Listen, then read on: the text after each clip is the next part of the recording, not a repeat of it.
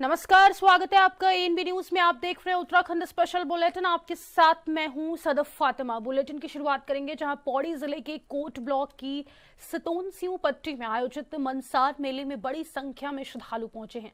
श्रद्धालुओं ने लक्ष्मण मंदिर से ध्वज ढोल दवाओं के साथ फलस्वाड़ी गांव तक यात्रा की। खुदाई के दौरान सीता माता के शिलारूपी दर्शन किए गए। पूर्व विधायक मुकेश कौली ने कहा कि सीता माता सर्किट प्रोजेक्ट पर त्रिवेंद्र सिंह रावत के कार्यकाल में काम शुरू हुआ था, लेकिन कोविड और नेतृत्व परिवर्तन के कारण धीमा पड़ा। उन्होंने उम्मीद जताई कि अब धामी सरकार इसे आगे बढ़ाकर मुख्यमंत्री की घोषणा को पूरा करेगी।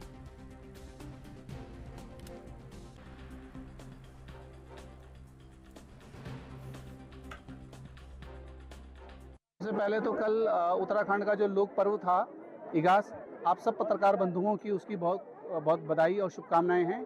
आज इगास का बाद जो दूसरा हमारा मेला आता है मनसार का, तो मनसार मेले की भी आप सबको मेरी तरफ से बहुत बहुत बधाई और शुभकामनाएं हैं। जैसे कि विदित है, हम पूर्ववर्ती सरकार में जब आदरणीय त्रिवेंद्र सिंह रावत जी इस प्रदेश के मुख्यमंत्री थे और मैं विधायक के रूप में क्षेत्र का प्रतिनिधित्व कर रहा था, उस समय पर हमने सीता माता सर्किट को लेकर एक बड़े प्रोजेक्ट पे हम लोगों ने काम करना शुरू किया था, जिसमें देवप्रयाग में रघुनाथ जी का मंदिर हो गया, बेदाकोटी में सीता माता जी का वहाँ पे मंदिर हो गया, सीता सैण है जहाँ पर शिव जी का मंदिर है, मुशाली गांव में सीता माता का मंदिर है, सल्डा एक गांव है उसमें भी सीता माता का मंदिर है। और ये जो पूरी पट्टी है जो सीता माता के नाम पर ही पड़ी है सितौनसियों, इस पट्टी में सीता माता जी इस स्थल पर जहाँ पर आप लोग यहाँ पर खड़े हैं अभी काफी लोग आते हैं देखने के लिए दूर दूर से। तो बेसिकली हमारा वही है कि और लोगों को जिन लोगों को इसके बारे में पता नहीं है, जिन लोग जानते नहीं है कि ये मेला क्यों होता है और किस लिए होता है, उन लोगों को इसके बारे में पता चले और बाहर से और लोग भी यहाँ पे आए देखें कि क्या होता है क्या नहीं होता है और ये क्यों बेसिकली क्यों मनाया जाता है यहाँ पे। और मैं वही चाहती हूँ कि सबको इसके बारे में पता चले। हम सरकार से यही चाहते हैं कि यहाँ पे सीता माता का एक प्रॉपर एक अच्छा मंदिर बने जिससे कि लोग यहाँ पे आए देखें और लोगों को उस चीज़ के बारे में मतलब पूरा इन डिटेल में उसमें लिखा हो कि क्यों मनाया जाता है ये और ये किस लिए होता है, उसमें क्या होता है। और जैसे यहाँ पे अभी ये निशान आते हैं और यहाँ पे सीता माता की एक लोड़ी निकलती है और लास्ट में कुछ बबला टाइप का होता है, तो उसको बेसिकली दो गाँव को खींचते हैं। तो उसमें ऐसा भी माना जाता है कि जिसके पास ज़्यादा जाता है। उत्तराखंड में मानसून चला गया है, इसके बावजूद अभी बारिश हो रही है। मौसम विभाग ने 4 और 5 नवंबर को राज्य के कई पर्वतीय जिलों में बारिश होने की संभावना जताई है। जिन जिलों में बारिश होगी उनमें गढ़वाल मंडल के 3 और कुमाऊं मंडल के 2 जिले शामिल हैं। वहीं 4 नवंबर को गढ़वाल मंडल के सीमांत जिलों उत्तरकाशी, चमोली और रुद्रप्रयाग में बारिश होगी। हालांकि ये बारिश कहीं कहीं और बहुत हल्की से हल्की होगी।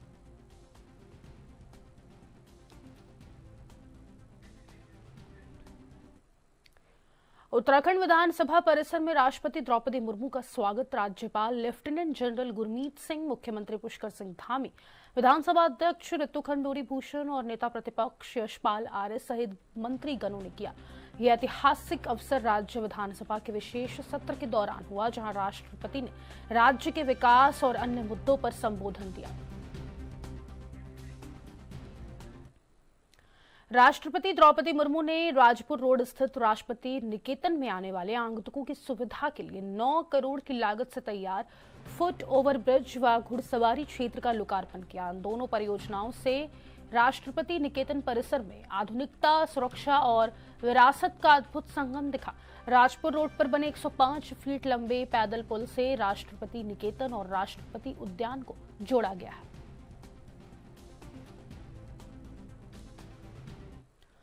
हरिद्वार के लक्सर क्षेत्र के भोगपुर ग्राम बाड़ी टिप में उस समय हड़कंप मच गया जब ग्रामीणों ने एक विशालकाय अजगर को खेतों के पास देखा। ग्राम प्रधान की सूचना पर वन विभाग की टीम मौके पर पहुंची और करीब 1 घंटे के रेस्क्यू अभियान के बाद अजगर को सकुशल पकड़कर सुरक्षित वन क्षेत्र में छोड़ दिया गया। लगातार आबादी वाले इलाकों में जंगली जानवरों की दस्तक से ग्रामीणों में दहशत का माहौल बना हुआ है, जबकि वन विभाग लोगों से सतर्क रहने और किसी भी वन्य जीव के दिखने पर तुरंत सूचना देने की अपील कर रहा है।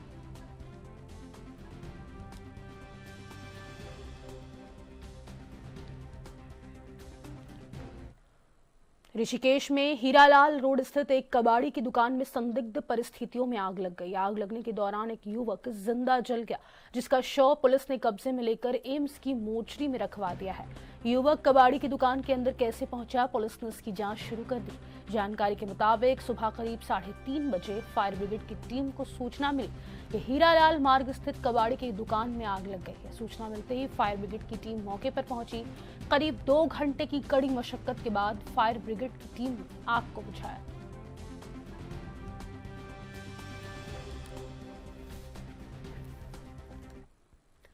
देहरादून के कार्यालय द्वारा कोलागढ़ स्थित ऑडिट भवन में सामान्य भविष्य निधि अदालत का आयोजन किया गया। इस आयोजन का उद्देश्य जन कल्याण, पारदर्शिता और उत्तरदायी प्रशासन को प्रोत्साहित करना और जीपीएफ से संबंधित शिकायतों का त्वरित और प्रभावी निस्तारण सुनिश्चित करना था।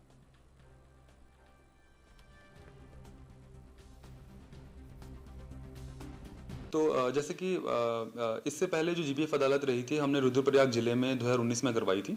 अभी इस अदालत को करने का मुख्य कारण ये था कि काफ़ी सारे जीपीएफ के ग्रीवेंसेस के जो केसेस थे वो लंबित थे और काफ़ी सारे केसेस में हमें मल्टीपल करस्पॉन्डेंस करने पड़ रहे थे और इस वजह से केसेस डिले हो रहे थे। तो जिस तरीके से हमने जीपीएफ अदालत का हमारा एक बहुत सक्सेसफुल ये रहा है, इवेंट रहा है, तो इसलिए हमने ये इस पे विचार किया है कि फर्दर हम इस तरीके के जीपीएफ अदालत को उत्तराखंड के बाकी जिलों में भी करेंगे।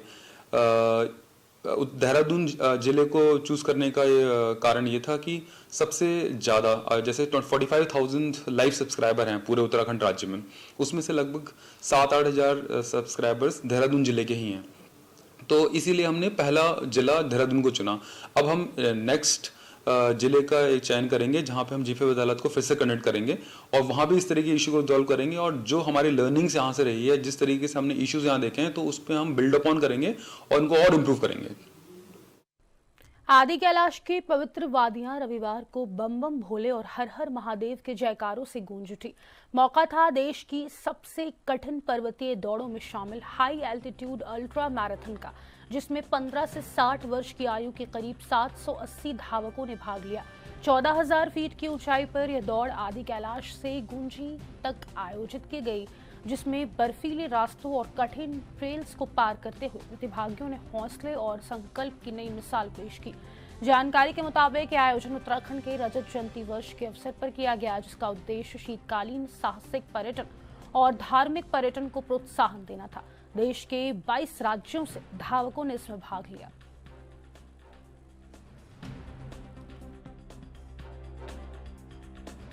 यहाँ कितना आप कर रही हैं? 10 किलोमीटर हाँ कर रही हैं। आप यहाँ पहली बार आई हैं? पहली बार आई हूँ। कैसा आपको महसूस हो रहा है? मुझे I think one of the best locations लग रही है ये रन के लिए, और more than the location and everything, the people, the hospitality, the yesterday's lunch जो रोंगकॉन्ग विलेज ने हमारे लिए स्पॉन्सर किया था। आई मीन इस तरह का वेलकम, इस तरह का कल्चरल इमर्शन मैंने फर्स्ट टाइम ही एक्सपीरियंस किया, और I would highly encourage everybody to come and experience this Adi Kailash run. It's really beautiful. Thank you sir. कुछ अपना इंट्रोडक्शन देंगे?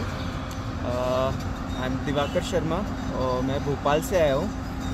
This will be my first ultra run और specially the high altitude run, तो बहुत ही अच्छा experience होने वाला है फॉर मी स्पेशली। और आदि कैलाश विज़िट किया उसके बाद से एनर्जी बहुत हाई है और बहुत ही नेशनल बैंक में हैं आप। पहली अल्ट्रा कर रहे हैं? हाँ, फर्स्ट अल्ट्रा ही हाई एल्टीट्यूड पे। वैसे अल्ट्रा काफ़ी की हुई मैंने प्लेन। यहाँ पर आपको कैसा महसूस हो रहा है और अरेंजमेंट्स आपको कैसे? अरेंजमेंट बहुत अच्छा है सर, बस टाइमली अगर स्टार्ट हो जाए तो वो और अच्छा हो जाएगा, सोने पे सुहागा हो जाएगा सर। धन्यवाद। आप कहाँ से हैं सर? सर मैं एक्स सुबेदार मेजर शिवानंद बैरागढ़ राइफल से हूँ और देहरादून से हूँ। आप पहला कर रहे हैं अल्ट्रा? मैं मेरे तो many types of ultra marathon and Ladakh marathon I have completed many time. आज आप आदि कैलाश में हैं, कैसे महसूस कर रहे हैं? बहुत खुश नसीब। इस धरती में आना तो सौभाग्य की बात है, रन तो बात की बात है। सरकार ने ये पहल करी है, आप क्या कहते हैं?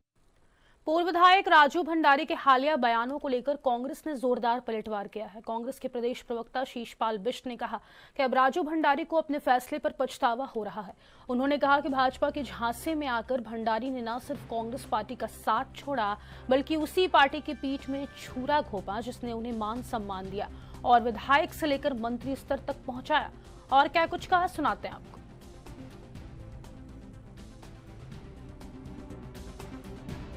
देखिए, राजू भंडारी जी जिस तरीके से जनता के बीच में बयानबाजी कर रहे हैं और आत्म प्रलाप कर रहे हैं, अब उनको पछतावा हो रहा है अपने उस फैसले पर जिस फैसले के तहत उन्होंने विधानसभा की सदस्यता से इस्तीफा दिया था और अपनी मां समान पार्टी की पीठ में छुरा भोंका था। जिस पार्टी ने उनको मान सम्मान दिया, विधायक बनाने का काम किया, मंत्री स्तर तक पहुंचाने का काम किया और वो भारतीय जनता पार्टी के झांसे में आ गए थे और भाजपा में जाकर के उनको क्या हासिल हुआ, अब उनको पछतावा हो रहा है। जो वादे उनसे किए गए होंगे वो वादे पूरे नहीं हुए, विधायक थे वो भी नहीं रहे, विधायक बनने के ख्वाब और मंत्री बनने के ख्वाब आधे अधूरे हैं। तो अब जनता के बीच रोना धोना करके सिंपैथी हासिल करना चाहते हैं जिससे उनका जो खोया जनाधार है वो वापस आ सके। लेकिन जनता जागरूक है और जनता ने उनको उपचुनाव में सबक सिखाने का काम किया है। ऐसे दल बदलुओं का यही हाल भविष्य में भी आम चुनाव में होने वाला है। ये जनता ने सीधा सीधा जनादेश जो है बद्रीनाथ विधानसभा से देने का काम किया था और अब आप देख लीजिए जिन्होंने कांग्रेस पार्टी के साथ विश्वासघात किया वो जनता के बीच में जाकर के कैसा कैसा प्रलाप कर रहे हैं।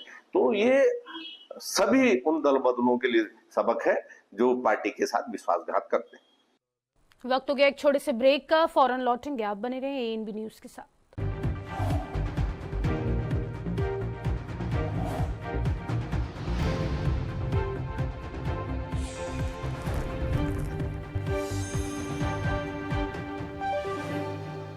ब्रेक के बाद एक बार फिर से आप सभी का स्वागत है। आगे बढ़ेंगे जहां 9 नवंबर को उत्तराखंड की स्थापना के 25 वर्ष पूरे हो रहे हैं। राज्य स्थापना की रजत जयंती के उपलक्ष्य में उत्तराखंड विधानसभा का 2 दिवसीय विशेष सत्र आज सोमवार से शुरू हो गया है।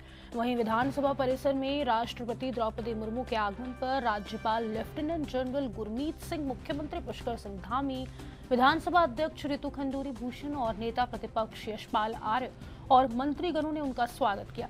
उत्तराखंड विधानसभा के विशेष सत्र में अपने संबोधन में राष्ट्रपति मुर्मू ने कहा कि उत्तराखंड के विकास में महिलाओं की अहम भूमिका है। हम सब जानते हैं 25 साल मनाने का बहुत खुशी तो है ही, लेकिन आज का दिन आत्मसमीक्षा करने का दिन भी होना चाहिए। हम अभी तक 25 साल कितने दूर राज्य को आगे ले जाए हैं और आगे हम क्या करेंगे कि ये राज्य को पूरा देश में नंबर 1 बनाने के लिए प्रयास कैसे कर सकते हैं। इसलिए भी आज एक योजना बनाने का भी एक सम्मिलित उद्यम होना चाहिए। मुझे विश्वास है कि राष्ट्र सर्वोपरि की भावना के साथ आप सब राज्यों को तथा देश को विकास के पथ पर तेजी से आगे ले जाएंगे। आज मैं पुनः जिस गृह के उत्तराखंड में रजत जयंती वर्ष की शुरुआत 1 नवंबर से हो चुकी है। राज्य में 11 दिन तक अलग अलग कार्यक्रम चल रहे हैं, लेकिन इसी बीच विधानसभा के विशेष सत्र को लेकर विपक्ष सरकार पर लगातार हमलावर है। कांग्रेस के प्रदेश अध्यक्ष करण महरा ने कहा कि इसे विशेष सत्र कहकर उत्तराखंड का अपमान किया जा रहा है। महरा ने कहा कि विपक्ष विधानसभा के पटल पर सवाल उठाना चाहता है, लेकिन मंच ही नहीं दिया जा रहा। उन्होंने इसे शहीदों के सम्मान और विधायकों के संवैधानिक अधिकारों का हनन बताया है।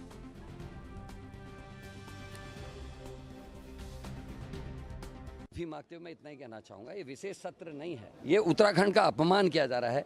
अभी विक्रम भाई से आप पूछो, ये भी ये कहेंगे, हर विधायक ये चाह रहा है कि सोमवार के दिन इस बार का सत्र होता तो कितना बेहतर होता। 5.5 साल से लगातार पत्रकार विपक्ष के साथी उत्तराखंड राज्य के 25 साल पूरे होने पर पूरे प्रदेश में रजत जयंती समारोह धूमधाम के साथ मनाया जा रहा है। इस इगास पर्व के साथ ही समारोह की शुरुआत हो गई है। अपर सचिव मुख्यमंत्री बंशीधर तिवारी ने इन समारोहों को लेकर बताया कि 11 नवंबर तक इसी तरह से कार्यक्रम आयोजित किए जाएंगे।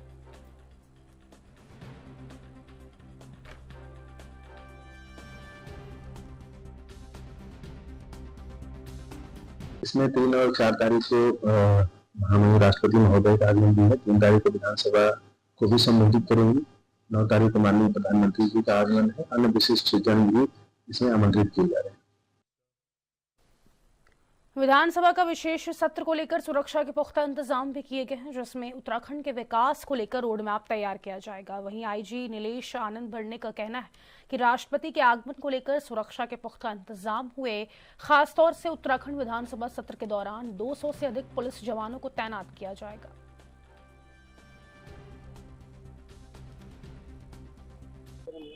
आज देहरादून में माननीय राष्ट्रपति महोदय का जो है भ्रमण कार्यक्रम है, जिसमें आज पातंजलि में जो है वो कार्यक्रम होना है। उस तत्पश्चात जो है उसके बाद देहरादून में जो है एक जो विधानसभा विशेष सत्र होना है, तो उसकी तैयारी भी चल रही है। इसमें जो सिक्योरिटी के लिए लेकर हमें सारे जितने इंतजामात है पूरे कर लिए गए। यहाँ पे जो है सारे पासेस दिलाने से लेके पार्किंग व्यवस्था और जो बहुत कड़ी व्यवस्था रहेगी विधानसभा को लेकर, तो जो अधिकृत व्यक्ति ही इसमें पास कर पाएंगे। उसके अलावा जो है जो विशेष सत्र के जो भी प्रोटोकॉल्स और बाकी जो चीज़ें होती है, गार्ड ऑफ ऑनर है और बाकी जो सुरक्षा में लगे जो जितने हमारे एसपी से लेकर ये करीब 200 से ज़्यादा कर्मचारी जो है विधानसभा क्षेत्र में तैनात किए गए हैं।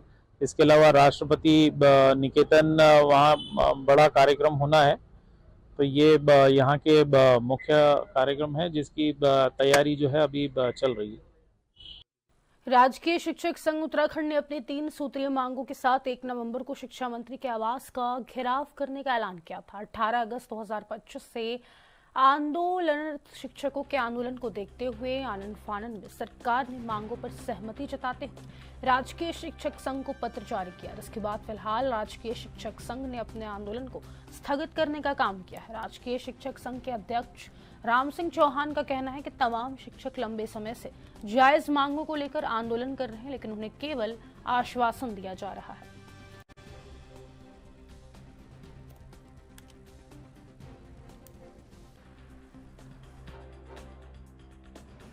1 नवंबर को आप लोगों की एक कॉल थी कूच करने की। अब जिस तरह से सरकार बैकफुट पाई है या फैसला वापस हुआ है, तो क्या है पूरे आंदोलन की रूपरेखा?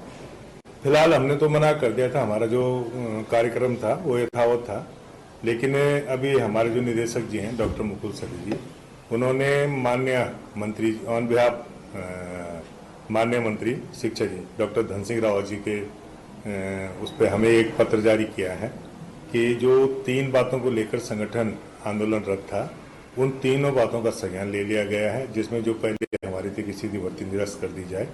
तो उसके लिए सचिव विद्यालय शिक्षा ने अध्याचन वापस करने हेतु उसको आयोग को पत्र लिख दिया और बहुत जल्दी उस पर उसकी विज्ञप्ति निकलेगी और ये जो सीधी भर्ती है वो निरस्त हो जाएगी, स्थगित हो जाएगी। और दूसरा जो हमारा था कि अनुरोध के आधार पर स्थानांतरण होने चाहिए, उसका अनुमोदन महानिदेशक जी से मांग लिया गया। चूँकि वो मुख्यालय पे नहीं है तो आते ही वो अनुमोदन हो जाएगा। तीसरा जो मुख्य मुद्दा था हमारा पदोन्नति का, तो पदोन्नति के संदर्भ में माननीय न्यायालय में विवाद है और विभाग अपनी पैरवी कर रहा है। और साथ ही जो माननीय मुख्यमंत्री जी हैं उत्तराखंड सरकार के, उन्होंने हमें आश्वस्त भी किया है कि 12 तारीख के बाद उस संगठन के साथ एक वार्ता करेंगे और उस वार्ता में जो 34 सूत्रीय मांग पत्र हमारा है, जिसमें जैसे चयन प्रोन्नत में वेतन वृद्धि हुई, या हमारा सामाजिक शिक्षकों का मामला है, या तदर्थ शिक्षकों का मामला है, या बहुत सारे हमारे पीटी शिक्षकों का मामला है, जितने भी 34 सूत्रीय मांग पत्र में जो संगठन का है, उसमें बड़े सौहार्दपूर्ण में बैठक की जाएगी और उस पर निर्णय लिया जाएगा। ये आश्वासन माननीय मुख्यमंत्री उत्तराखंड सरकार जी ने हमें दिया है। और जैसे कि आज के पत्र में अवगत हमें कराया गया कि शिक्षक मंत्री जी ने भी जो शिक्षकों की मांग है उसका संज्ञान लिया है। तो मैं अगर इसी तरह सकारात्मक रूप से संगठन की मांगों का निर्णय लिया जाता है तो हम उन्हें धन्यवाद भी ज्ञापित करते हैं और आभार भी व्यक्त करते हैं किंतु हमारी भी सीमाएं हैं। अगर फिर से हमारे साथ किसी तरह का धोखा हुआ तो संगठन ने अपना आंदोलन अभी समाप्त नहीं किया बल्कि स्थगित किया। अगर जो हमारी मुख्य मांगे उन पर 20 तारीख तक निर्णय नहीं लिया जाता है तो हम फिर से आंदोलन की राह पर रहेंगे। यही संगठन का मतलब है। बिहार चुनाव नजदीक आने के साथ ही उत्तराखंड के नेताओं के दिल की धड़कनें बढ़नी तेज हो गई है। दरअसल बिहार चुनाव के बाद उत्तराखंड में मंत्रिमंडल का विस्तार होने की संभावना है। ऐसे में उत्तराखंड विधायकों की दिल्ली दौड़ अभी से शुरू हो गई है। यही नहीं, लाल बत्ती के आज में नेता एड़ी से चोटी तक का जोर लगा रहे हैं। हालांकि आगामी साल 2027 में होने वाले विधानसभा चुनाव में अब महज 1.25 साल का ही वक्त बचा है। ऐसे में विधानसभा चुनाव से पहले मंत्रिमंडल का विस्तार होना कई मायने में बेहद खास माना जा रहा है।